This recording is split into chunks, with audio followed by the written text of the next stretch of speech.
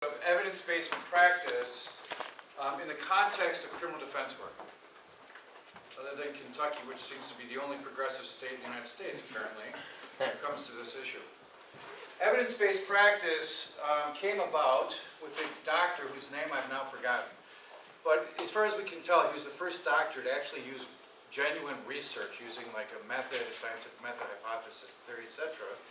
And he was a doctor who was on the boats that would cross the ocean when people would get scurvy, sailors would get scurvy. And so he started doing experiments with the people on the boats to see what might cure scurvy. So some of them would get meat, some would get salt water. Shockingly, that didn't help.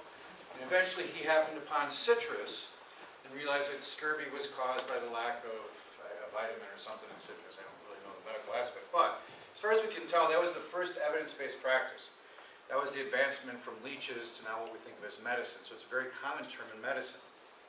For the last 15 to 20 years, there's been all kinds of research done about corrections, about what changes behavior and what doesn't. I'm going to give you something that you're going to want to have as a reference, and it's not on any of these slides. By the way, if any of you want these slides, you have my email address, email me, I'm happy to send it to you. If you're really into this, I've got a 10-page outline on negotiations that is a very good outline. That'll be, it's more in depth than what I'm going to talk about. Email me, and I'm happy to send that to you as well. National Institute of Corrections, NIC. Anybody ever heard of it? Okay. National Institute of Corrections is a nonpartisan group that conducts research and mostly compiles all of the research that's being done on correctional methods, techniques, and what's working and what isn't working. The great majority of work that's been done has come out of Canada and Australia, believe it or not. In the United States, there are basically two states who are doing some research on this, Minnesota and Ohio. This sort of, the school, University of Cincinnati, is a school that's doing a lot of the research. Sort of the best minds in the United States are professors at the University of Cincinnati. And some of the things that we find out when we look at this stuff is that jail essentially has no purpose whatsoever other than to incapacitate. There are very few of our clients who really have to be incapacitated, right? I would say less than 5% of our clients have to be incapacitated. But 5% are sociopaths, right? They're people that we wouldn't want on the streets. That doesn't mean we don't do our best to represent them, but really they should be locked up. I mean, they're just not safe. The other 95%, jail or prison as it's currently used, is useless and extremely costly. Extremely costly. California almost went bankrupt a few years ago. I'm sure you all heard something about that. The studies that they did after the fact tied it all to the boom in prison populations. 3 strikes and you're out, and the types of things they were doing in California. As a result, they've started backing off on some of this. Every state across the United States has had budget problems, and in fact, I think you were just saying that's what motivated Kentucky to make these changes. It's about money. Prison growth was huge in the late 90s, tough on crime, right? That was the movement all across the United States. A lot of places like Wisconsin made 17-year-olds into adults because we all know that a 17-year-old's brain is fully functioning and fully developed. Not. The best research tells us that the human brain is not fully developed until between the ages of 25 and 30. At first we thought, or for a while we thought it was 25. The newest research suggests it's probably in some people not until they're 30. The bottom line is most of our prisons are full of people, men, who committed crimes between the ages of 15 and 21. And then they get long sentences after the brains have matured.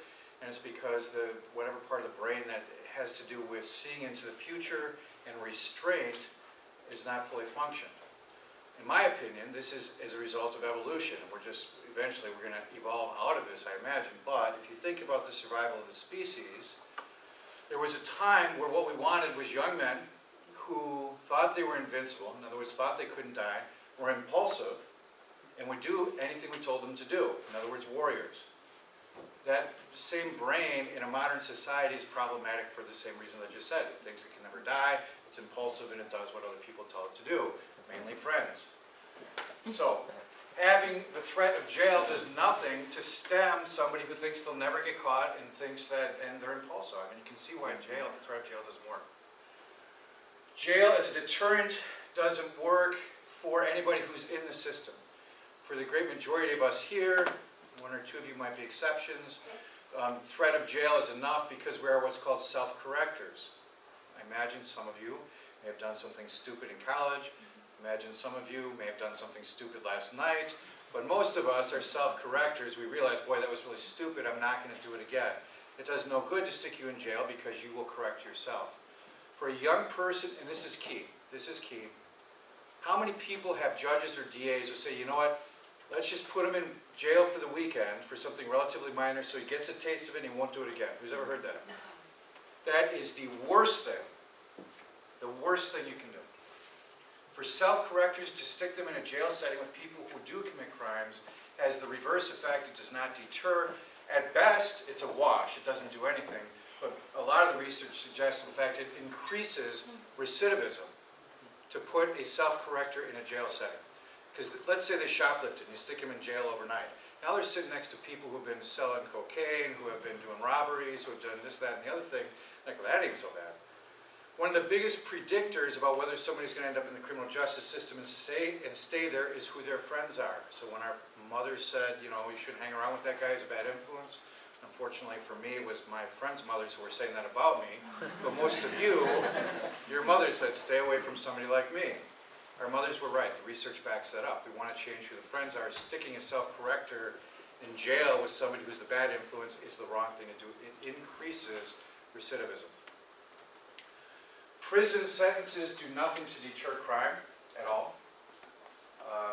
There is research that would suggest that for counseling type issues, addiction issues, and I'm not talking about irresponsible behavior, which is most of us, I'm talking about actually addiction issues.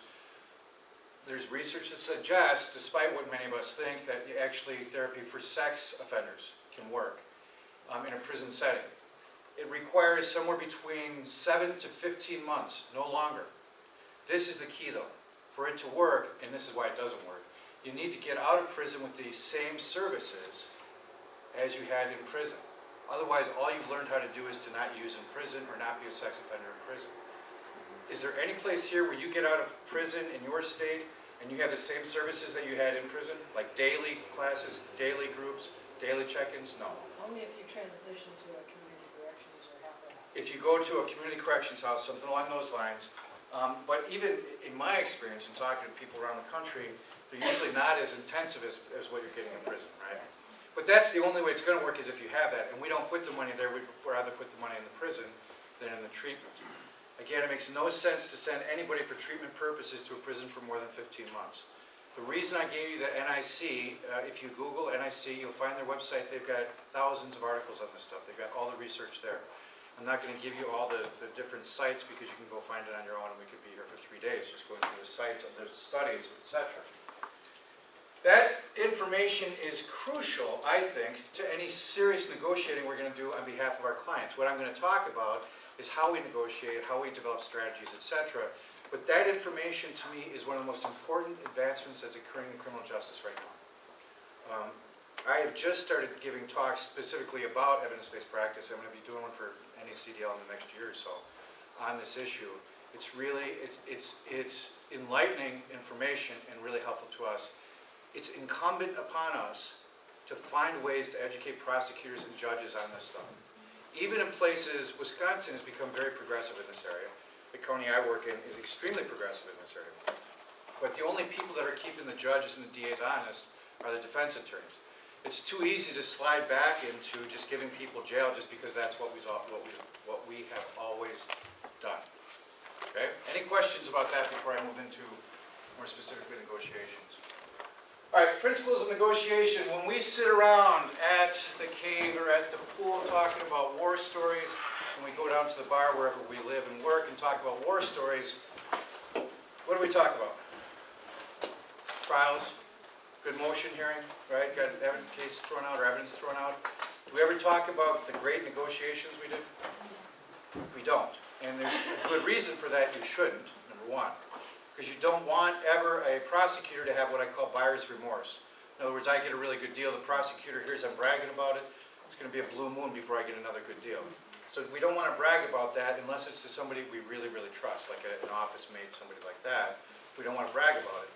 But for my purposes, we also don't, yes? Quick question. Yeah. Say you get a good deal from one prosecutor, and you got a case that's very similar, and another prosecutor is saying no, and they're far apart. I mean, we're talking 10 years. Mhm. Do you throw? Yes. I don't want to say throw the other prosecutor under the bus, but to let the other prosecutor know, hey, your office has done this. Do you do it? Do you throw the other prosecutor under the bus? You don't throw them under the bus, but you term it in such a way, that's what we're going to talk about as objective standards. In other words, you're going to look at other cases that are similarly handled either in your county, your state, or nationally, whichever is best for you. All right, that's one of the things we need to know. That's the objective standard of negotiation. If that happens, you're going to approach the prosecutor you currently have and talk about, this case is sort of similar to this other one. Let me show you why, and let me talk to you about what happened on that case. As opposed to saying, this prosecutor gave me that deal, why aren't you? Right? Okay. So then you try to make it so that it's a similar case, and I'm sure that you didn't realize that it was similar to this other case, right? Giving them the benefit of the doubt that they probably don't deserve, but nonetheless, we're going to help create in them a self-fulfilling prophecy, right? All right, so we don't talk about these though, because I think that we, as a profession, don't value our negotiations as much as our trial wins. Do you all agree with me about that, Yes. generally speaking? How many people here try more than 10% of their cases? I would be shocked if anybody did. 10% is a lot of trials, right? Particularly if you're a public defender, that's a hell of a lot of trials in a year. We negotiate, I would say, at least 90% of our cases. Nationally, the average, there's about a 4% trial rate in criminal cases. So that would be the average, about 4% going to trial. I would say 9 out of 10 of our greatest victories are probably negotiations. We just don't think of it that way. We negotiate every day, you know that. When I got out of law school, I was hired as a public defender in Wisconsin, and each of the new attorneys was given a mentor, somebody who had been around for a while.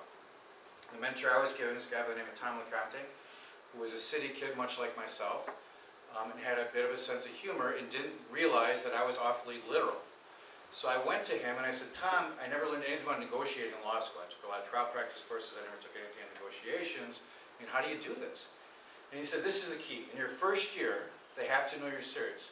So you make the offer to them, and if they say no, if they reject your offer, you say, quote, fuck you, we're going to trial.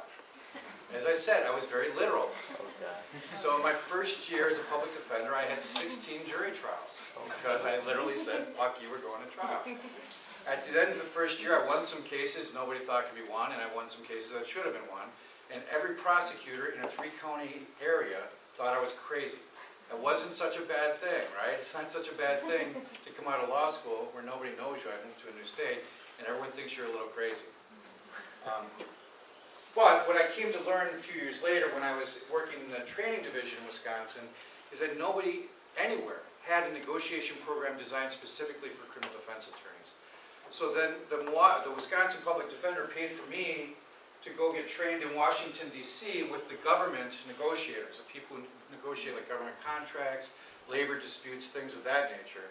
So I spent 3 days in Washington, D.C. learning about negotiation theory, and then a whole bunch of time after that trying to research and figure out how to tie it to the work we do.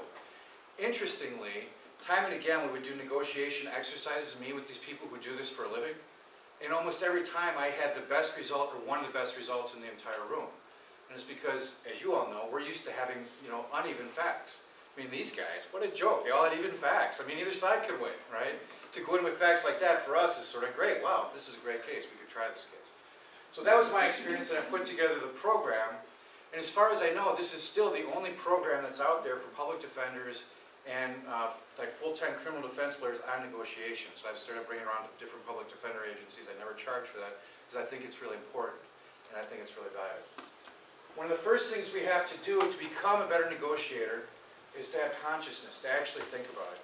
Most of us, when we've been doing this for a while, we just sort of negotiate as it happens. In a hallway, we happen to see a DA in a courtroom, right? I mean, isn't that sort of how it happens? What I want to ask all of you to do is to really think through how it is you negotiate, where you negotiate, and whether if you make it more conscious, you could be doing a better job. Now, I also am aware, I'm not naive about the fact that many of you have large caseloads. You're not going to be able to do everything I'm talking about on every case in the same way that you're not going to be able to work up every single case you have in the way we're talking about in these 2 weeks for trial skills. But on the ones that are going to be a little bit more difficult to negotiate, I'm going to ask you to start to give that a little bit more thought, make it more conscious. Traditionally, we believe that there were two styles of negotiating. We all have a style. I'm going to ask you to sort of think through in a moment what your style is, and then we're going to talk about what's probably the best style. Traditionally, there are two styles. There was competitive, which is just what it sounds like, somebody who just wants to win, competitive negotiator, and cooperative, which is somebody who's a little bit more, when I talked on Monday, doesn't it seem like it's about 2 weeks ago at this point? It's only 4 days ago, 5 days ago. On Monday, I talked about warriors versus empaths. It sort of fits with the traditional negotiation styles as well. The warriors are the competitive, they just want to win. It's about me versus you. The cooperative, it's about me and you, but not versus. I just want to be friends with you. I want to be an empath. I want to work together. We can come to a just result. Let's look at these in a little bit more depth. Competitive negotiator. Sorry for any vegetarians out here. Make high initial demands. Has anybody here ever worked on the insurance defense side of anything? Hallelujah. Were you about to raise your hand? No. Okay, I saw I was about to kick you out. There are no more unscrupulous bastards in the world than insurance defense attorneys. I kid you not. Well, I'll agree with that. I do a little bit of personal injury work. PR work? Oh my God. They're terrible. There's no ethics. The worst prosecutor, who maybe doesn't always turn stuff over, would be like the most ethical insurance defense attorney you've ever had. They don't turn stuff over all the time. It's always a paper war. It's always about just trying to bury it and make it so difficult. And it's very competitive, and they don't turn stuff over, because if they don't and you find out, they have to pay a fine, which was usually a lot less than they might have lost by turning this stuff over. So there's no disincentive to turn stuff over. They never get in trouble for that stuff. But this is typically what they'll do. Is some prosecutors are like this too. A high initial demand, 10 years prison on, a jaywalking case. You know that's not going to stay there, but that's where they start because they want to get you scared, right? Limited disclosure, they're not going to share information with you. They're just going to say, this is it, take it or leave it. Oftentimes, with arbitrary deadlines prior to a preliminary hearing, prior to filing motions, etc. Very few concessions. They're not willing to sort of give you anything. You have to fight and claw and scratch for anything you want to try to get. False issues. So they might create a false issue along the lines of, well, if you take this offer, then we won't charge the other case that we've been investigating. And, well, what's the other case? Well, I'm not going to tell you that, right? Anybody ever have that happen? We have information, we have reason to believe, my detectives are telling me, all that stuff. We won't go there. Threats, again, if you don't take it by this deadline, I'm going to make it work. Am I in your way? Okay. If you don't do it by this arbitrary deadline, I'm going to add charges. That's a common one I know from different jurisdictions. Things of that nature. A commitment to positions or policy. I'd really love to give you that offer, but it's against our office policy. If we're up to me, right? There's nothing that drives me more crazy than an office policy that's not based on anything other than an office policy. It's sort of Kafka-esque, if you ask me. So these are sort of the competitive ways of negotiating. More prosecutors than the defense attorneys, but defense attorneys do this too. Is there anybody here who has a practice where you very seldom deal with the same prosecutor more than once or twice? Most defense attorneys, whether you're private or public, you tend to deal with the same group of prosecutors over and over again. That's what this talk is designed towards. The caveat is this. If you have a negotiation in another state, in another part of the state that you're not likely to ever go to again, the research is clear. The competitive negotiator will do better than the cooperative, and even better than the principal, which is eventually what we're going to talk about. So in a one negotiation circumstance, where there's not going to be an ongoing relationship, this is the best way to get the best result on that one negotiation. So I don't want to forget to say that. And elective disclosure we talked about. So cooperative, oh Lord, kumbaya. Cooperative negotiator wants to foster trust. This is about us having a relationship together, right? I care about what we have in common, you, prosecutor, me, defense attorney. It's about granting concessions. I'm going to give you this because I believe that you're a decent person and you have positive motivations towards a fair resolution, so then you're going to give me something back, just because that's the way the world is. It's fair. Competitive negotiation leads to resentment is what cooperative negotiators feel like. If I try to play hardball, then you're going to resent me, you're going to hold it against me, and you're going to be mean to me. And they expect reciprocity, and that's what I was saying about the grants concessions. If I grant something to you, you'll give me something back. I mean, that's just the way we're gonna work, because that's gonna be our relationship. So, just to sort of summarize the two together, friends versus adversaries. The goal is friends, the goal is victory. Hopefully you're now starting to figure out or identify where you fall on the spectrum, and where certain prosecutors you deal with fall on the spectrum. And I find prosecutors across the board on this, by the way. There are many prosecutors that I deal with who absolutely are cooperative negotiators. They tend to also be prosecutors who are afraid to go to trial, in my experience. I think those can go hand in hand, but it's not always the case. Soft on the people for cooperative, hard on both. I'm hard on you because this is a battle of wills, and I'm hard on the case. I'm not trying to do what's fair, just trying to win. Trust versus distrust. Changing positions easily. In other words, you know, my guy can't do any jail time. The prosecutor says, oh yeah, you guys are going to do 10 days jail, we're going to go to trial. Well, all right, we can do 10 days jail, but not 15. Right? That's the cooperative negotiator just easily moves off of something that they said they wouldn't move off of. Competitive digs in on a position. Those are called positions. We'll talk about that in a moment. Offers versus threats. Search for an answer that the other will accept, cooperative, or an answer that I will accept if I'm competitive. Continuing, will accept losses, demand wins, insist on agreement, insist on a position. The cooperative at all costs wants an agreement. The other person really at all costs wants to make sure they win whatever they think is important, regardless of whether it was really important once they decide it's the issue or the position. Contest of wills versus not, bottom line. All right, in the 1970s, there was something called the Harvard Negotiation Project. Anybody ever heard of either that or Getting to Yes? Yeah. All right. That book came out of that project. And a lot of this talk, at least the preliminaries, are based on that project and the research that's come out of it since then. And what they determined in researching civil negotiations across the board is that those two styles were not the most effective. Both these styles focus on positions taken by the opposing party, each trying to gain concessions from the other party. Concessions are done at the expense of the other. It's what I think of as haggling. That was the whole point. You haggle. I'm going to give you this if you give me that. It really is not effective because it focuses on a position rather than an interest. There are going to be about 3 or 4 things that are going to be the most important things I'm going to talk about. This is one of them. National Institute of Corrections was the first. This is the second. A position would be jail time. This person has to do 6 months in jail. That's the position, right? The interest would be the why. So, somebody who will be, Chris, would you be a prosecutor for me for a second? Sure. You're the prosecutor. You tell me you got to have 6 months jail. All right, I need 6 months on this guy. He's just a threat. He needs to learn.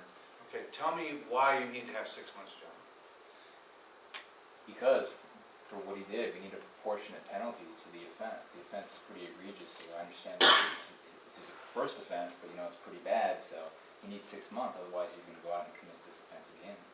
Okay, so what I'm hearing you saying is the 6 months will stop him from doing something in the future. That's what you're... That's exactly what I'm saying. Okay. That's my position. Now I know what his interest is. His position is 6 months jail. His interest is his, I'm going to assume, good faith belief that for some reason 6 months will change behavior, right? Do you see the difference between the position and the interest? The position might be probation. The interest would be, why do we need to put this person on probation? We overuse probation in this country.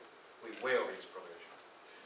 Now, once you figure out what the interest is, then you can figure out if for some reason the 6 months is really bad for my guy, and I can't imagine any situation where we think 6 months is good for our person, jail in and of itself is a negative for the reasons I started off talking about. But what I now know is that my prosecutor in this instance believes that 6 months is going to change behavior.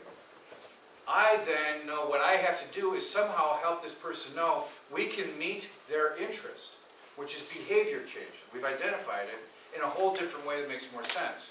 In other words, maybe I'm going to bring the research that shows for a first-time offender, giving them 6 months in jail is likely to increase the chances they're going to repeat that behavior, not decrease it. You see? You got to figure out with each person, how do you finesse that? How do you bring that information in such a way that that person can then hear it? This will take some time. The first time you go to a prosecutor and say the research says sticking this person in jail is ridiculous, they're not gonna believe you, and you certainly don't wanna say it that way, but at least I know what his interest is, right? Does that make sense? Position versus interest? That's what we always wanna be thinking about. Whenever somebody's making an offer, you wanna figure out what is their interest here. And by the way, a lot of the stuff we're talking about works in personal relationships too. I give you that with no extra charge. All right, so this is what I think of as positional negotiating. You're going to the bazaar and you're gonna haggle over the cost of a scarf. That's not really what we want to be treating the criminal justice system like, and certainly not the people we care about, namely our clients. Principle of negotiating, separate the people from the problem. It's no longer about ego. It's not about winning or losing. Nobody wins or loses. It's about coming to a good decision that's in the best interest of our client. I want to focus on the interests. Whenever you find yourself in an ego match, it's probably because you're focused on positions, or at least the prosecutor's focused on positions. And it goes for us too. We need to be able to articulate why specifically this person we don't want to go to jail. Chris identified my guy as a first-time offender. That would be a strong reason, obviously, why I don't want to go to jail beyond just the fact that nobody wants to be in jail because it's not a good place. Generate a variety of possibilities. Now that I know what his interest is, that his behavior changed, then I want to start to look at the research and figure out what will change his behavior, my guy's behavior, more effectively than sticking him in jail so that I can bring that back to Chris and say, hey Chris, I totally agree with you. We don't want him to do this again. Well, let me share some other ideas with you about how that might happen that might be more effective, right? Looking for other possibilities. We want to base results on some objective standard. This goes back to the question earlier about if a different prosecutor gave you a better deal, you want to find a way to bring that information in. What are people doing in the county, in the state, nationally, in the region? A lot of times, because I'm across the river from Minnesota, and Minnesota is much more progressive on this research, I will reference the stuff they're doing in Minnesota. Minnesota has their demographics are very, very similar to Wisconsin, and they have half as many people in custody as Wisconsin, which is amazing. And we need to have a BAT. Now, this is number 3 important point. Who remembers what that stands for? Yes? Best alternative to a negotiated agreement. Absolutely. Best alternative to a negotiated agreement. You have to have it. It has to be real. It can't be hypothetical or theoretical. Mostly, it's going to trial. It's fuck you, we're going to trial. I am not suggesting that any of you go back and say that, by the way. So if you say that, don't blame me. But that's what we want to have somewhere inside us. Fuck you, we're going to trial. Right? Or we're going to motion the hell out of you. Whatever it is, it needs to be real though. If you are of a mind that you're going to say, well, we'll just go to trial, but you really haven't thought about trying the case, you'll give that away. I mean, the bluff is not going to work. You really have to be prepared to go to the mattresses, as I say, using a Godfather term. You have to be prepared to do it. Now, there are other ways to do badness. Does anybody here have a local criminal defense lawyers organization? And I don't mean statewide, I mean like within your county. Right? No? Just statewide? You? Where are you? Jefferson County, Colorado. In Colorado? And you have a local group that gets together like monthly or something? Or? Several times, usually quarterly. Yeah. Quarterly? Yeah, we have a group that gets together. All right. In La Crosse County, which is where I practice, we have a group that gets together the first Wednesday night of every month, right after work from like 5 to 6:30. And we talk about different things that are going on. Now, what I'm about to tell you is absolutely confidential and theoretical, hypothetical. Hypothetically speaking, it might be that one of the attorneys who belong to our group on occasion issues a bounty on certain prosecutors, right? Sort of like the New Orleans Saints, if you're a football fan. We don't take out their legs or their kneecaps, but all of a sudden a particular prosecutor might find themselves having jury trials stacked up against each other for months at a time, right? Because it might be that anybody who has any jury trial win, lose, or draw against that prosecutor gets free drinks for the night. It's amazing how $20 worth of free drinks motivates defense attorneys, isn't it? I mean, part of it, of course, is the pride thing. So that's the bounty. Now, hypothetically speaking, it might be that the same lawyer who has, on occasion, suggested, okay, issue bounties, also, on one occasion, issued a fatwa. Yep, all-out holy war against a particular prosecutor, wherein any contested motion, evidentiary hearing, trial to the court, jury trial, anything, meant you got free drinks for the month. Within 3 months, that prosecutor left and went to Madison. Now, you want to use these tools, hypothetically speaking, sparingly, right? These are not to be trifled with. These are strong weapons. Not quite weapons of mass destruction, but they're strong enough. So that's another way that you can have a bad knot if you have a prosecutor who just really isn't interested in negotiating on interests rather than random positions. I just throw that out there, hypothetically. So here's a comparison of the three different styles, the first being cooperative, the second competitive, and the third principle, which is what I am suggesting that you do, except in the one instance where you're going to negotiate with somebody maybe only one time. We're looking for problem solvers. This is a problem that we want to solve together based on what's a fair standard, based on what the interest is, not the position. We want to look for a wise outcome. We want to separate the people. It's not ego-driven. It's not about winning or losing. It is about doing good for our clients. Just so to that extent, I would say from our point of view, it is about winning for the client, but not me winning against you. It's a subtle difference. Trust is irrelevant. The focus is on the interest. I want to remind you, keep coming back to the interest. And got something that's difficult, keep coming back to the interest. The very first time you say to a prosecutor, if you've not done this before, why do you want jail time? They're going to have a deer in the headlights look because they're not going to know how to answer it. They're going to hem and haw a little bit like Chris just did while he tried to figure out, well, why do I want jail time? Right? You want to explore the interests together, try to find solutions, develop multiple options instead of just either jail or no jail, try to find another way, invent options. Look for objective criteria, and it's about reason and principle. It's not, again, about a battle of wills and saying who can win and who's going to lose.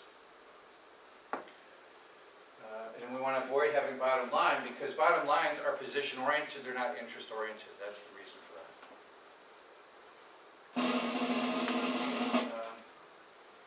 This presentation has gone through many evolutions. The first time I did it was the first thing I ever did on PowerPoint, and I didn't know you could do sound effects, so I got some really cheesy sound effects. And in just a moment, I'm going to see if I can turn off the sound. All right, I'll just have to go through it, I think. So there's going to be some drum rolls, and the number 1, number 2, number 3 are going to come on. I'm just preparing you. Be ready. All right, 3 primary rules. 1, we don't argue over positions. We just talked about that. Build trust. The trust is not because I want you to like me. The trust is based upon moral authority that I talked about Monday too. I'm prepared. I know what I'm talking about. I don't lie. If I tell you something, it's not because I think it's true. It's because I've checked on it, and it is true. When I go to a prosecutor and I tell them something about my client, they take that as if it were a cop that told them. Because they know I'm not going to say it unless I know it's true, not just because my client told me it was true. Right? There's a difference. We all know that. And you need to prepare. Again, I know you're not going to be able to prepare as much as I would like you to on every single negotiation if you've got 100 open files. But we want to do more preparation than sometimes we get into habits of doing. 1. Do not argue over positions. Arguing over positions locks the negotiator into a position. Now, this is one of those areas that I give you free of charge that will help in your relationships, okay? So for those of you who are relationship challenged, which by the looks of you means most of you, this is a really helpful tool, okay? If you're negotiating with somebody and they make you an offer and you don't like it, what should you do? Find out why they're making the offer. Ask why, right? And then they tell you why, and then what do you do next? Well, delve into that further, depending on what the answer is, what their position is. Depending what their interest is, right? Not their position, their interest, right?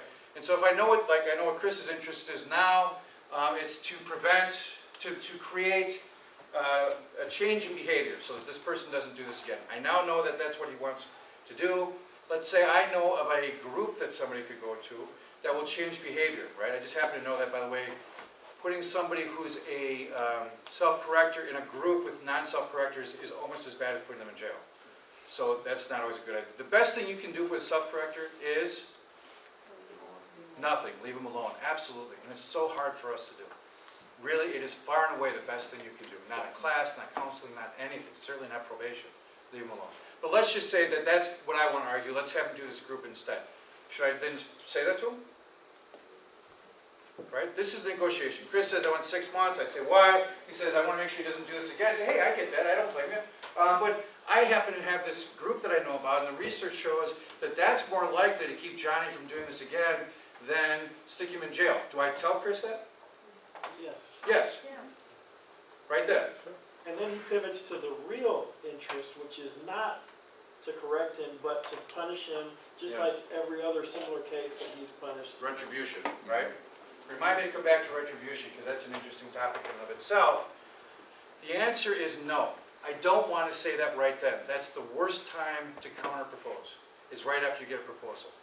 Because the person will feel like you really didn't hear them, right? Even if we have this conversation, do not counter-propose during that same conversation. Take the information, the interest, come back later with a counter-proposal, otherwise somebody will dig in. I mean, think about that. If you're in an argument with somebody, and somebody says something to you, and you argue right back with them, are they hearing you? Do they feel like you heard them? Right? This is the person relationship part 2. Take note.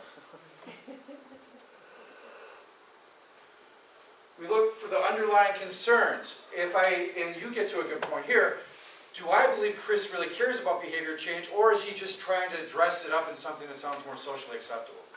Retribution, I have come to believe over time, is a valid concern of the criminal justice system, but it's grossly overused. There are times where there's a crime that bothers community enough that the community somehow, I think, heals if something is done.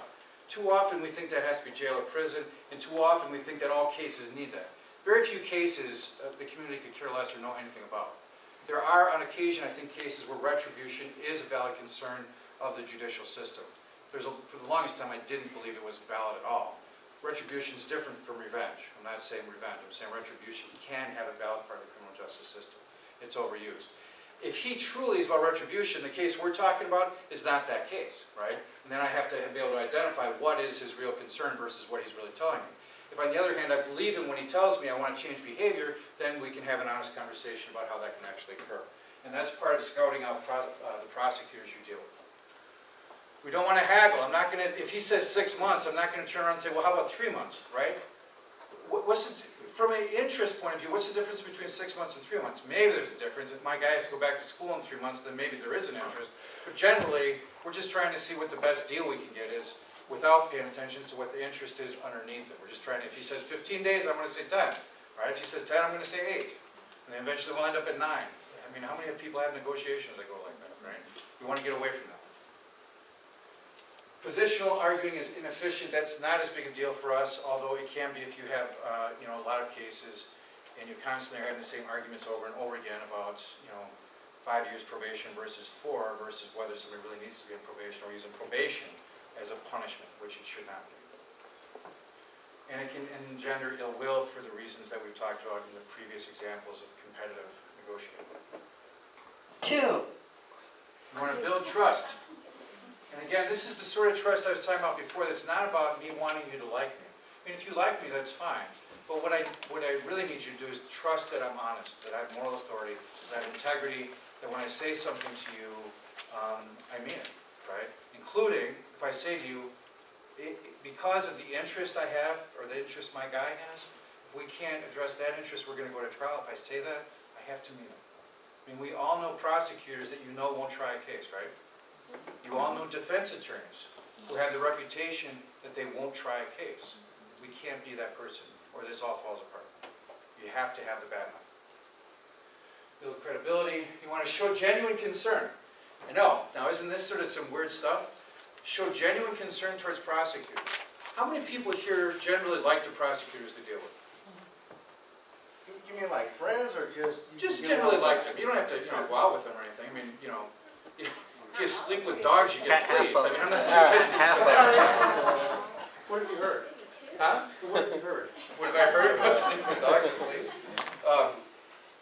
I mean, I generally like most of the prosecutors I deal with. I think most of them are doing it for the right reason. There's a few that aren't. When I was in Chicago, I didn't like many prosecutors there at all. Because by and large, I didn't think they were doing it for the right reason. I thought most of them were there because that's how you get into politics in Chicago. You become a state's attorney. In La Crosse, Wisconsin, it's not like the quick trip is through being a prosecutor to become anything. So they're generally doing it for the right reason. Every now and again, you got somebody who that they're like strangling bunnies at home, and you don't like that person. But most people are not like that. Now, I am not somebody who socializes with prosecutors. I'm not saying that. I don't have a strong opinion about that one way or the other. There are some defense attorneys who I respect a lot who say absolutely you should never, ever socialize with prosecutors for a variety of valid reasons. And then there are other defense attorneys who I respect a lot who have good friends who are prosecutors. What I'm saying is, I can show genuine concern from where they're coming from, whether they're my friend or not, if they're doing it for the right reasons. Yes. What are the valid reasons? To not be friends? Yeah. Because it can carry over in a courtroom in front of your client in a way where they have some concerns about where is your true loyalty. It can arguably carry over in a negotiation where maybe you should be willing to go, you know, to the wall for somebody and you don't go as hard as you might otherwise because it's somebody you socialize with. Those are the reasons that are given. And again, I don't have a strong feeling about that. I do see defense attorneys oftentimes, in my opinion, too chummy with a prosecutor in front of their client. And if I were the client, particularly a public defender client, that would concern the hell out of me, right? There are public defender clients already have concerns about the fact that public defenders are paid by the same people that the prosecutors are paid by. Isn't that why you hire a former federal prosecutor or a former state prosecutor, is to have that chumminess with the prosecutorial office? Well, if you're hiring somebody, first of all, you're not a public defender client, right? So my concern is more with public defenders, I think. And is that a reason you would hire a former prosecutor? Maybe. I don't know. I've never thought about that. You want to develop rapport. Rapport, again, is not the same thing as becoming best friends. Rapport means simply we can discuss topics in a thoughtful, meaningful way. Rapport can also be about mirroring. There are principles of mirroring. There's a book called, it might be creatively called Building Rapport, but I'm not sure. If you want to find out about the book, email me because it's on the bibliography of my outline, the outline that I can email to you. But there are these ideas about listening to how people talk. If somebody says, I see what you're saying, that means they're a visual learner. We learned about different styles of learning earlier this week. If they say, I don't really hear that, or I hear where you're coming from, it means they're auditory. If they say, I'm not getting it, they tend to be kinesthetic learners.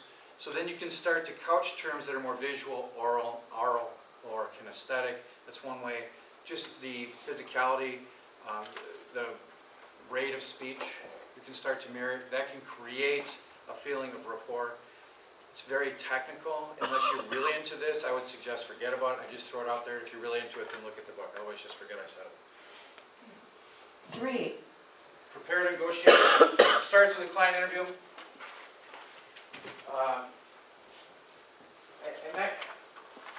I'm not going to. I suppose there might be situations where you have no choice but to negotiate before you know who your client really is. But if there's any choice at all, make a different choice. I mean, I see people negotiate cases right out of the box before they know anything about their client. And it seems to me there has to be a better way than that. You learn so much about your client. How can you know what the genuine interests are of a client until you really know them, right? Otherwise, you're just negotiating positions. Yeah. I've had times when we've got court going on, it's a 2-week session, back to back, and then people are being arrested throughout that session. The solicitor will approach and say, hey, so-and-so's in jail, how about 6 months? And of course, I'm like, who is so-and-so? And I'm not taking a deal for anybody. I said, you know, great, give me the discovery, I'll go talk to them. And that's the way I found I can kind of get out of them wanting to try to work a deal before I've ever met with my client, ever seen a file. And then, you know, that evening, like you said, build rapport. I told the solicitor I'd go meet with my client. I take it to him. I go sit down. I talk to him. Next day, I can then sit down and say, hey, this is my client's concerns. We're ready to start talking now. And I found that kind of gets me out of the door so that I don't get cornered into that situation. I think that's absolutely valid. It's why I never will engage in negotiation with my client at the courthouse with me. So that I always have that escape hatch to go back and think about it and not counter-propose, for instance, in that moment. We all have to bring any offer to our client, and that's exactly what you're doing, right? Now, having said that, I mean, I remember a case where I showed up with a guy, and the prosecutor right there said, look, this is a lot less serious than we thought. If we amend it to just a ticket, will he plead guilty for, $150 fine right now? And we said yes. Did I, figure out what his interest was? Well, his interest was not having a crime on his record and having this done with. So, I mean, there are exceptions where maybe you would negotiate something quickly. What I'm saying is, as a rule, let's try to know what the interest of the client is before we start negotiating. Investigation and research. You need to know the case. All too often, it's easy to shortcut by negotiating before you do the work, because then you don't feel like you did the work for nothing, but you're not gonna do any real effective negotiating unless you reverse that order. Scout the prosecutor, this goes to like personally, what do they care about? Also, what kind of offers do they make? I constantly am talking to everybody I can find about what kind of deals they got. I'm constantly watching plea hearings to find out what kind of deals people got. I'm never talking about my plea offers to anybody though, right? I know that's selfish, but it's the most effective way to do this. Having said that, to be fair to myself, I have people who call me all the time for advice about negotiating with different prosecutors, and I will always help them based on the knowledge I have. So it's not like I won't share it. I just don't talk about it unless they're going to ask specifically about their case. Know the victims. Some victims, there is background information that can be really helpful, and I'm not talking about, for those of you old enough to remember West Side Story, Officer Krumke, and poor and depressed, and it's not my fault, but rather really getting to know what your victim is about. I have on 3 occasions brought a victim in, not as part of the negotiation, active negotiation, but as part of the long-term negotiation. I brought clients in, or brought victims in to meet prosecutors, right? When I know the victim actually is come over to our side. How many people here in victim cases try to contact the victim? And why? Any of you, shut up. Why do you do it? It can be very, very helpful. How so? You find out what their true motivation behind is, what they want out of the case, and if you're able to say to the prosecutor, listen, I spoke with your victim, and it's my understanding that she wants this and this out of this case. You know, can we get there? I think that's something that may be acceptable to my client as well. Do you ever have victims that just hang up with a phone on you or yell at you? Sure. Okay. Never. No. Too charming for that, right? Yeah, I mean, it's worth it. It's worth taking that shot. You gotta have a little bit thick skin, but it's amazing how much information you can get from victims in cases, particularly ones that are not going to go to trial, as far as what you're going to plead out to or what the sentence is going to be.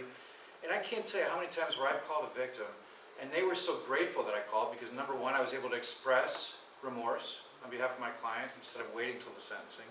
Nobody talked to them. Number two, nobody's talked to him yet. I'm the first person to talk to him.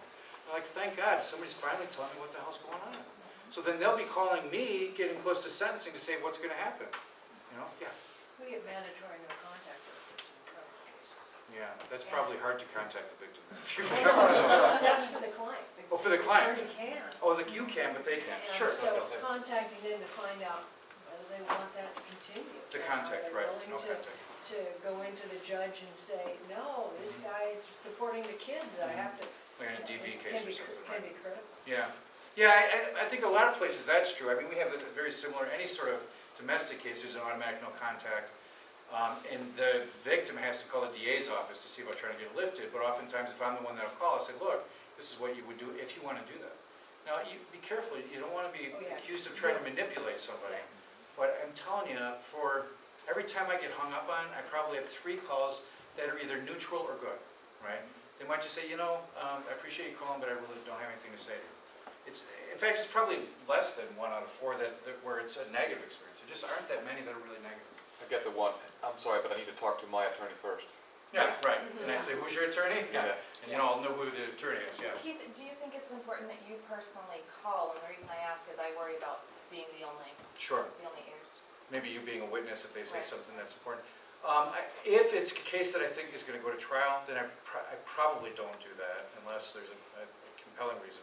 If it's a case that I don't think it's going to go to trial, then I do it myself. Because I don't, honestly, I don't trust anybody that I would have make that call as much as I trust myself to make it. Keep a book on the judges. You know, sentencing is in some ways nothing more than a negotiation as to what's going to happen, right? With someone else having final authority. So keep a book on judges about whether they'll follow through with that negotiation. This evidence-based practice stuff, find all kinds of ways to educate judges on this stuff. Have somebody come in and do a seminar and try to get all the judges to show up. You know, there's going to be somebody at some college or somewhere around your region who will come in and talk on evidence-based practice and try to make it a big deal and get people to show up. Research fair standards, we've talked about that a couple of times. Enter negotiations with a conscious strategy. I often, particularly now on high-profile cases, will actually plan out a 6-month strategy about different things that are going to happen along that timeline, including staleness, right?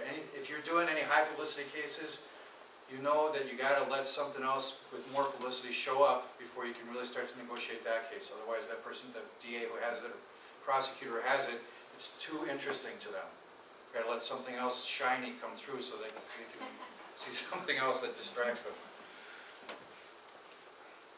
Some general principles of negotiation. Stop, look, and listen. This is a theme that I think you've heard from a couple of different people this week. We are not necessarily good listeners. But for sure somebody was going to say, what? As a profession, we're not very good listeners. There's some research that's been done. There's an all-day workshop I do on this stuff for when I do it with the defender agencies.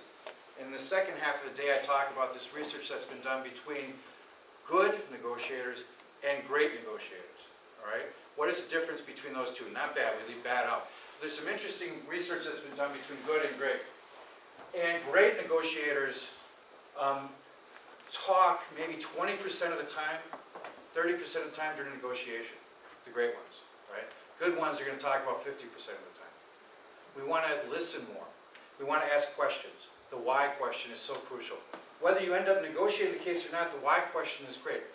We don't do that enough. If you go in and you talk to a prosecutor and you start asking questions, why do you want this deal? Inevitably, they're going to start talking about their case. They just will, right? As long as you don't get caught up in that, trying to win your case right then or show how good your case is, but rather keep asking the whys, it's amazing how much information you can find out. I promise you, there's all kinds of exculpatory information we never find out on cases that we settle, right? And it's not that they're hiding it, it's just that there wasn't any physical evidence that they had to turn over. So for instance, a victim leaves the state. Arguably, should they tell us that? Probably. Do they? No. Not unless you ask. Not unless you ask in the context of negotiation, right? I mean, where is the victim? Now, I thought maybe I would talk to her or talk to him. And the prosecutor is, well, we're not exactly sure. But if you don't ask that question, you never get that answer. You never find that out. If they don't have a victim anymore, does that help your negotiation strategy? I would think so. Where are they coming from? Observe body language. And you have to figure out which is the body language that it's unconscious and which is the body language that is intentional. One of the things we want to watch for are over-the-top reactions designed to intimidate. Don't fall for it. Just find it interesting, right? Instead of feeling defensive about it, feel like you need to attack back. One of the interesting things, again, in these studies between good negotiators and great negotiators, good negotiators will use what are called raising the stakes statements on occasion. You know, maybe once an hour we'll say, you know what, that's just not fair, and you need to think about this. That's a bad example. But you know what I mean? We're going to argue back. The great negotiators very seldom ever use them. But when they do, it's without warning, and it's stunning to the other side because they never use them. I mean, an example that I can think of is there's a prosecutor that was very difficult that we used to deal with in western Wisconsin. But she and I got along fine. I mean, she knew I would try the case if I needed to, and she was smart, and she was honest and ethical. And there was one time where she was insisting that my guy, who was the brother of another guy who did something much worse, but that my guy would only get the deal if his brother also took a different deal. And I got so angry, I said, that's bullshit. And I said, that's ridiculous. We're not going to do that. I'm not going to, it's not fair for you to require my guy to force his brother to take an agreement on a case that's worse for his brother. And she said, all right, does that mean we're going to go through with the hearing? I said, yeah. And she goes, well, do you care if the victim is in the courtroom for the rest of the hearing? And I said, I don't give a rat's ass who's in the courtroom. Which for me, to her, at that point in my career, see, this is long after the fuck you were going to trial days, so rat's ass was sort of a big deal. She was shocked, and she came up to me after the hearing, she apologized, because she realized that that was, for some reason, that really reached a core issue for me. Now, if I was that way every day, it would have had no meaning. Does that make sense? Listen, really listen. Put yourself in prosecutor's shoes. I sort of touched on that already. I mean, try to think through it. I mean, if you're a prosecutor, what would the interests be that you would have? I mean, ascribe the best motivations to prosecutors. Sometimes, as you point out, even if the prosecutor doesn't have the best motivation, if I ascribe that motivation to the prosecutor, sometimes they'll adopt it, right? They will start to see themselves that way, at least in the negotiations with me. And I have to tell you that works. I mean, there's a couple prosecutors who deal differently with me than they do with other defense attorneys. I think it's in large part because I see the best in them, so when they're with me, I think they bring the best out of themselves.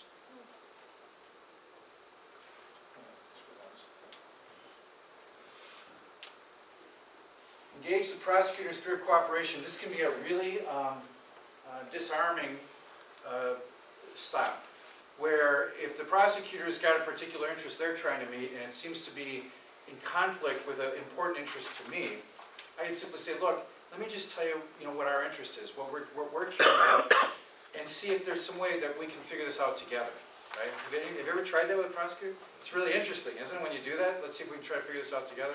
The example I would give is I had a kid who was 17, Wisconsin, that makes him adult, who, there was another kid at the high school who was touching his girlfriend's butt. So he went up and he punched the kid in the face. Without saying whether that was a good thing to do or a bad thing to do, it unfortunately broke the guy's face. I mean, it broke his jaw and his nose. The guy who he hit was the son of a sergeant at the jail. That was a bad fact for us when it came to negotiating. We didn't have much to work with in trial other than maybe jury nullification. It wasn't a self-defense issue. It wasn't defense of others unless you were defending the butt. So we really didn't have a trial case. The prosecutor on the case was a decent and fair prosecutor, said to me, Keith, we got to have a felony there. I mean, it was, what's your name's son? And so I charted out, in this case it was about a 4-month negotiation, where in the 3rd month I was going to bring in a bunch of trophies and pictures. My guy was an average student, but a hardworking kid who was a state champion skeet shooter. For those of you who are not like gun people, skeet shooting are those little clay pigeons that they throw in there and just shoot at. I've learned a lot since I left Chicago, shooting clay birds. It's something he did with his uncles, his grandfather, his father, and his brothers. I mean, they were a team of skeet shooters that won all these state championships. If he ends up with a felony on his record, he can never do it again for the obvious reason he can't possess a firearm ever again. I didn't come back at her right away with that. I let some time go by. She got to know my guy a little bit in other ways, and then I brought all that stuff in, literally as demonstrative evidence, and said, look, Amy, this is what we care about right here. If you take this from him, it's not just taking a felony. It's not just saying he can't go hunt anymore. This is a family tradition. It's a family outing. It's something that they all do together, and it's something that he bonds with. I mean, it's something that's very positive in his life.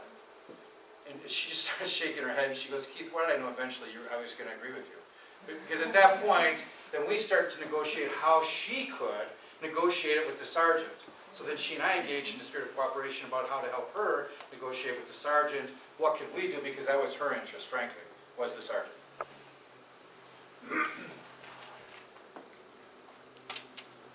Sort of speak for themselves. Those are all sort of around the same thing. Challenge. This is an interesting thing. It ties back to what I was saying. Challenge our assumptions about the prosecutor. Sometimes we make certain assumptions about where a prosecutor is coming from, and this is, part and parcel with stepping into their shoes. Maybe they're not coming from there. Maybe they're coming from a better place. And this one is really interesting too. Have you ever had a prosecutor who you can tell they think that we're the same as our client? Yes, right? Right? Assuming that they don't like our clients, which some don't. They sort of see us an extension of the client. When that happens, the best thing you can do is, in a thoughtful way, address it. Say, look, it seems like you've got a disrespect or an attitude towards me. Have I done something? There's nothing that will diffuse that attitude more than simply naming it and saying, is there something I've done? We'll say, no, I'm sorry, it's not you, whatever it is, right? And then you get that out of the way. Other people to involve victims, I already talked about. Police officers in drug cases all over the state of Wisconsin. The first person I usually try to negotiate with is the arresting officer in the drug case, or the investigating officer in the drug case. They have way too much influence on what a prosecutor is ultimately going to do with the case. So right away I'm going to go to them, say, hey, I just want to check in with you, see what you thought about my guy, what you think should happen in the case. And it's sort of like talking to a victim. They're always surprised to hear from me, asking them what should happen as opposed to what did happen with regard to a trial. For me to go to them and say, hey, I'm curious to think what you should happen to Johnny here. Usually flattered. And oftentimes then they're going to say, you know what, it wasn't that big a deal. I don't really care what happens. That way when I go to the prosecutor, and the prosecutor says, well, I got to check with the investigating officer. I say, well, I already did that. He said he doesn't care. Right? We've already got that covered. Client, as I was starting to say before, there are 3 times I've actually brought a client in to meet with a prosecutor. Again, those were long-range, high-publicity cases, and 2 of them it helped a lot. And we got a much better deal. We didn't negotiate the day they met. They met, left, I came back later, and we did some more negotiating, and it still took quite a while after that. The third one, it was neutral, it didn't help at all, it was a OWI homicide, which was just a horrible accident, just didn't help in that case, but it was worth a shot. Oops. Hey, there's our buddy Mel Gibson. Any Bill Maher fans? He's currently my guru on almost all things except feminism. He's not very good on feminist issues. He's currently my guru in all things religious. That will tell you a lot about me. He has given me permission once again to like this movie. He had a filmmaker on shortly before he went on hiatus for the summer. I can't remember who the filmmaker was, but somebody who was just a really nice person, made a really good movie. And Bill Maher's point was, you know, it just goes to show that a really nice person can make a really great movie. And then he referenced Braveheart and he said, or a really asshole person can make a really great movie. So now I can enjoy the movie again while still thinking Mel Gibson's probably an asshole. Why do we even have this up here? Oh, you got to be ready to go to war. Couldn't remember why I had Mel Gibson up here. You always have to have that behind you. I mean, you got to have it. And for people to think that there's a little crazy in you is not a bad thing. It really isn't. You can be all the things I talked about on Monday, but still have that little bit of crazy that comes out every now and again. Right? Get out your crazy stuff. So we want to close well. When we got a negotiation, or we got an agreement, we want to make it easy for the prosecutor. I'll write it up for you. I'll send a confirming email, but do that. I can't tell how many negotiations. Prosecutor doesn't take good notes. Different prosecutors up in the courtroom, and they said, no, there's no notes in here. I mean, I've been around long enough that most prosecutors will just take my word for it, but not always. Then we got to redo it. If the prosecutor doesn't remember, there was one prosecutor who just left the office suddenly. I had 4 big drug cases negotiated with him. There are no notes in any of his files. So I had to start all over again. I was really pissed. I knew better. I should never have done that. So make it easy. Do not do anything to create buyer's remorse. I talked about that when we first started. If I'm selling a car and I list it in the paper for $1,000, but I'm really thinking it's only worth $500, right? And the person shows up to look at my car, they look at my car, and they say, look, I know you listed it for $1,000, but really, what do you really want for it? And I say, $800. And the guy goes, you got it, I'll take it right now, here's $800. How do I feel right then? Damn, I could have got the $1,000, right? Forget the $500, I would have been happy with $500, now I'm unhappy with $800. We don't want to do the prosecutor. Do not go dancing out of the prosecutor's office when you really get a good deal, right? It's about the interests that are involved, not about winning or losing. And again, do not talk about your agreements with other people where it might get back to the prosecutor. That is so damaging. Oh, my beloved Cubs. Sometimes negotiations fail. Sometimes there has to be a winner. You know, I just came off this 4-week trial that I've talked to some of you about a little bit. There couldn't be a winner negotiation there because it was either he did it or he didn't. He was accused of shooting his parents in the back of the head for a multi-million-dollar inheritance. What are you going to negotiate? You know, is it life without parole on 2 counts or life without parole on 1 count? There's not a lot to negotiate, so that had to be a trial. Some cases just can't be negotiated. Sometimes you wait too long. That's not usually the case. Oftentimes, I think maybe people try to negotiate too soon. Before you've thought out a strategy, particularly in complicated cases. If one person doesn't really want to negotiate, there's an imbalance of power, and I've tried to give you some ideas about what to do with that. Where I see that come into play is office policies. That's something that you want to engage other people in. I really recommend, if you can, to try to get a group of lawyers together, defense lawyers together, wherever you are. It's really amazing. If you're in a big office, you've already got that. But if you're not, it can be really helpful. Our group is about half public defenders in the county and half private attorneys. We just share a lot of information, have a couple of beers, tell some stories. If you're not prepared, it makes it hard to negotiate, and if you negotiate when you're unprepared, you're going to say stuff without really knowing if it's true, and then you'll lose credibility, and negotiating in the future will be very difficult. You set your sights too high or too low. I'm a big fan on really complex negotiations of keeping track afterwards, doing a post-mortem. There's a check sheet I have where I will go through and I'll just write stuff down and stick it in the file, because it just makes me conscious after the fact about what happened. And I really think it has enhanced my ability as a negotiator over the long run. If you let it become personal, that can get in the way of a successful negotiation. Lack of trust, if you're impatient. Patience is a lot of this. It's a lot easier if a person is not in custody. Sometimes, and difficult cases, I will tell the client right up front, look, this is a marathon. This is not going to be done in the next 2 months. I mean, we're looking at 4 to 6 months to to get a decent negotiation if that's the route we're gonna go, and if it's a trial, it's longer than that. Tell them that right away, so that there's no impatience on their part. And if you get stuck to a position, you or the other side gets stuck to a position, that gets in the way of a negotiated agreement too, and we talk too much, right? Common theme. Wrap up, try to negotiate principles, not positions, or interests, not positions. Look for creativity, and that's where this stuff from National Institute of Corrections comes in. Find creative ways to address interests instead of the old standbys that don't do anything. Most of the stuff we do in corrections, particularly that the judge does, doesn't work. Things like treatment courts, all kinds of evidence to suggest things like that do work. Cognitive behavior change classes, for instance, do work. Jail time doesn't. Enlist the support or cooperation of the other side. Again, those of you who have tried it, you've seen that that can be very effective. If you haven't tried sometime. And go to the mattresses. That's the Batman, right? That's, anybody know that reference from Godfather? Greatest movie ever made, the original Godfather, right? Anything? I think that's all I've got. Any questions from anybody about this? Yes? You're talking about when they don't counter-propose right away. Oftentimes in LA, prosecutors only like to negotiate in court when you have your court date, and it's a very distracting environment. You can't really have an intelligent conversation. And oftentimes you call, you leave messages, and you email, you don't get responses back.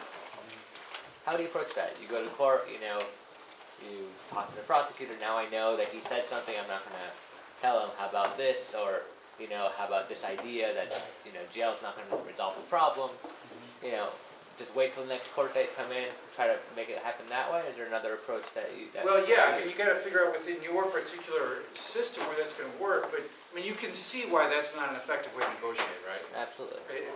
You knew that already, and then this sort of just lays it out why it doesn't work. You got to find a way to get back in there and talk at a separate time. That's the most effective way to counter-propose, because that first time, what you really want to do is scout out what is the interest. So then you can address it, and if you address it right there, again, they won't feel like they're being heard, likely. Right. The other thing is, I just want to have some time to think through what's the best way to word this. A lot of this is, we talked about wordsmithing all week, right? An opening or a cross question. Negotiation is no different. I mean, there are certain types of ways to phrase things for one prosecutor that would be different for a different prosecutor. And that's one of the things I want to think about too, is to come back. But I would try to find some way to create, even if it's a monthly appointment, where I come in and talk to the prosecutor outside of the courtroom, if there's any way to do that. Yeah. Maybe there isn't, I don't know. They generally don't care to do that. That's the problem. Yeah. I've offered all kinds of concessions to try to do anything to get a quiet conversation, one-on-one, both sitting down, not him running around the courtroom with the paper, doing other things, and you're trying to talk to him. It just doesn't. What if you were to suggest that you have an attention deficit problem that makes it impossible to concentrate in court? That's when good. everything else I'm going on. more than happy to have an ADD problem. I have one anyway, so. Yeah, I wasn't going to say full-blown, but I'm just saying that I don't know. I mean, part of the negotiation is really being present with another person. Because part of this is not like tomorrow you're going to go in and do all this stuff and you're going to have a great negotiation. Part of it is me establishing a relationship with my prosecutor over time by training the prosecutor to learn to negotiate in a principled manner. Right. They're not going to do that the first time I try it. I have to move them in baby steps that way without them realizing it. You're never going to be able to do that in that situation, I don't think. Yeah, absolutely. Oh, sorry. No, go ahead. No, this is a separate question, so you could go back to me if you want. Okay. I'm doing more and more of a negotiation by email, Mm-hmm. as opposed to face-to-face, Mhm. because they're busy all day, and so am I. And going back and forth the email gives me a chance to again, separate and do things. Are you seeing that? And additionally, it gives me something in writing, so that if there's any question about what was said. You got it. Well, sure, that's happening a lot more, and most prosecutors I know prefer that, frankly, over anything. There are some prosecutors that, if they want to email me an offer, that's fine, but I'm still going to see them face-to-face. Well, Some I know, actually, I'll do better with them if it's by email, so it depends on the prosecutor.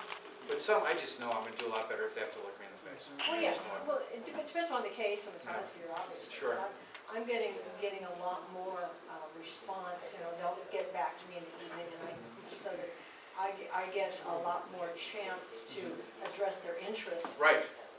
Because then I can go get the information. So, oh, by the way, here it is, and back and forth rather than, and showing up at their desk going, oh, here, look at this.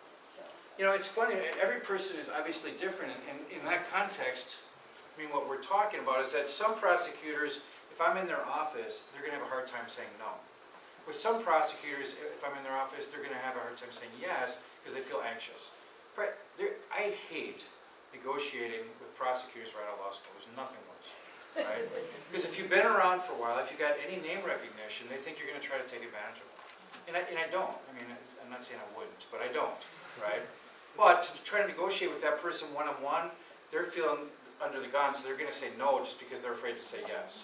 In that situation, I absolutely am gonna do an email with a younger person, because they're gonna wanna check with somebody else in their office to make sure yeah, they're not getting and screwed. I'm old enough that all the prosecutors here, They're gonna know who you are, yeah. so it's more, you know, kind of help and. Sure. So, No, I'm finding it very absolutely. helpful. And the best thing is by phone. I mean, I eventually probably Facebook negotiations, I don't know. Whatever's gonna be the next thing.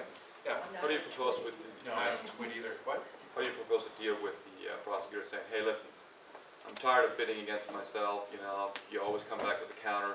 You know, go talk to your client and see what he will take. I'm not making an offer. Talk to your client first. I'm good with that because it's, the bidding against yourself is a term that sort of comes from civil lawyers in negotiation, right? They want to see what your offer is so they can gauge where you're coming from. That's positional negotiating. If I go back and the prosecutor wants an offer from me, I'm likely to come back and talk about what the interests are we have. So I might say, look, you know, my guy's a business owner. If he has to shut down that business for more than 2 days, that's going to be a big problem for us. We want to help him keep his business, obviously. That's in everybody's best interest. This is, you know, another interest that he might have is that, you know, he does a lot of stuff in the community. That's something he can do more of. That would be of something of interest to you. If it's a high publicity case, then we might have to talk about, you know, that issue. But I'm going to talk about it in that way as opposed to coming back and saying 2 years probation or something along those lines. And once the person has those interests that I've expressed, I want to see what their reaction is to those interests, right? So even though they're looking for an offer from me, what I'm going to do is not make an offer. I'm going to talk about what we care about. Because I always want to be training the prosecutor to think about interests, not positions. And they will not go there unless we constantly do that. And even if you get a prosecutor that you can train to think along those lines, they'll only do it with you. They won't, it's not like they're going to change their practice with everybody else, because nobody else is doing this. And which is why, if you start to do this, you'll get better deals than any other defense lawyer around, as long as you're also willing to try cases. You had another question too, right? Yeah, it's a pretty quick question. Oftentimes, prosecutors, depending on which court you're in, they'll just give you an offer right away. Like, here's the case. You're getting the first time getting discovery. This is the offer. Yep. Is it best now to maybe say, you know, I don't want to hear your offer till I have a chance to review the file, because then you don't have that. Because it seems like once they stake out, this is my first offer, that might already be a position they're staking out. And it seems like in a way, if you let them do that, you're already kind of thinking positionally. So is it better to say, no, Mr. Prosecutor, let me look at the file first, and then the next time I review the evidence, then, you know, we can maybe discuss this, or just say, okay, I'll hear your offer, but, Yeah. you know, I'm not gonna. I think that depends on the prosecutor.